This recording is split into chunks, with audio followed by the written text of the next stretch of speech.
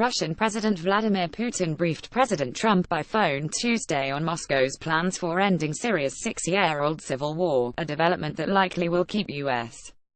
foe Bashar Assad in power in Damascus and underscores Russia's growing influence in the Middle East. The Kremlin said Mr. Putin stressed the need to keep Syria's sovereignty, independence and territorial integrity intact, and that Mr. Assad favors new presidential and parliamentary elections.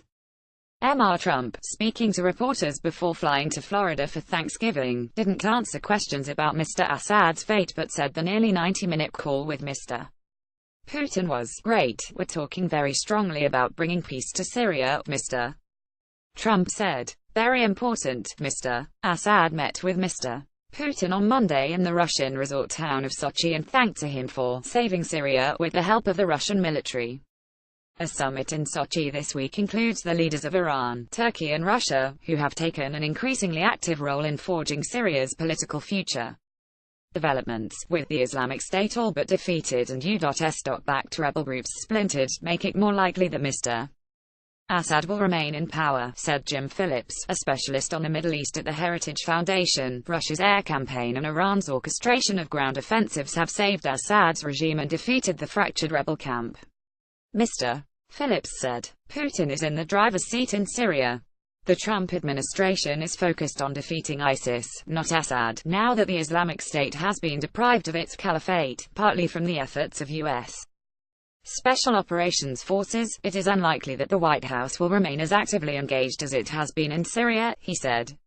The White House said Mr. Trump and Mr.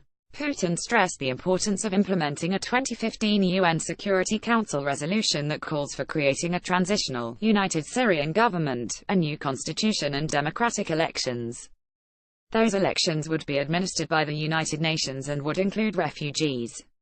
Mr. Trump and Mr. Putin expressed support for a UN-led process to peacefully resolve the Syrian civil war, end the humanitarian crisis, allow displaced Syrians to return home, and ensure the stability of a unified Syria free of malign intervention and terrorist safe havens, the White House said. The two presidents affirmed the importance of fighting terrorism together throughout the Middle East and Central Asia and agreed to explore ways to further cooperate in the fight against ISIS, Al-Qaeda, the Taliban, and other terrorist organizations, the statement said. The discussion was a more detailed follow-up to a brief meeting between the two leaders last week during a summit in Vietnam.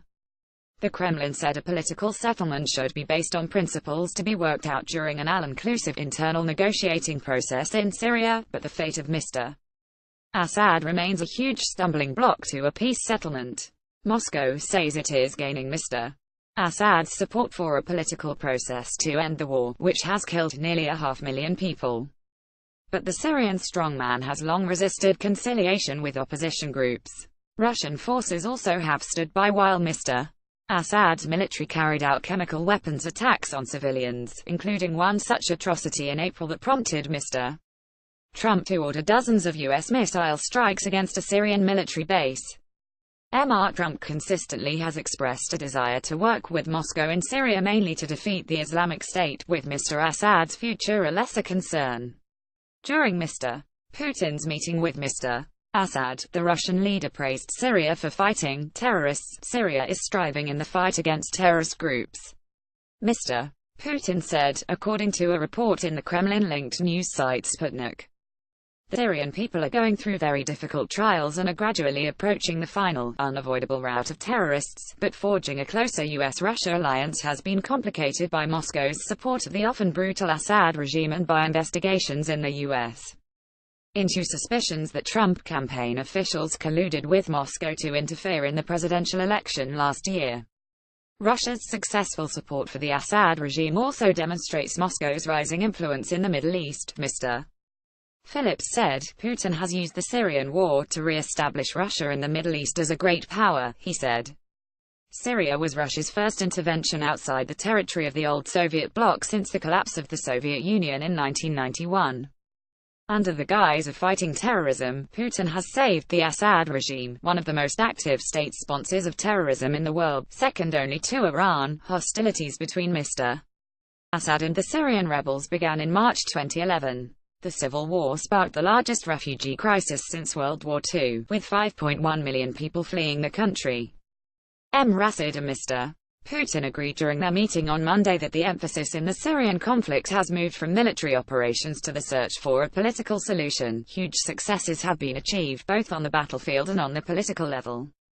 Many areas in Syria have been liberated from terrorists, and civilians who were forced to leave those areas have been able to return. Mr. Assad said, according to state media, "We must admit that the operation made it possible to advance the process of political settlement in Syria," the Kremlin said. Mr. Trump and Mr. Putin also discussed North Korea, Ukraine, Afghanistan and Iran. Both sides expressed satisfaction with the talks, which were businesslike and substantial, the Kremlin said.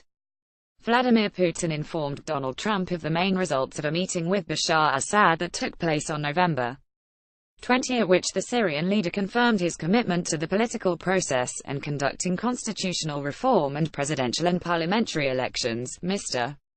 Putin plans to host a Syrian People's Congress in Sochi on December 2. It would include Syrian opposition groups and Kurdish representatives, potentially a more ambitious forum than the UN-led process. This article is based in part on Wire Service reports.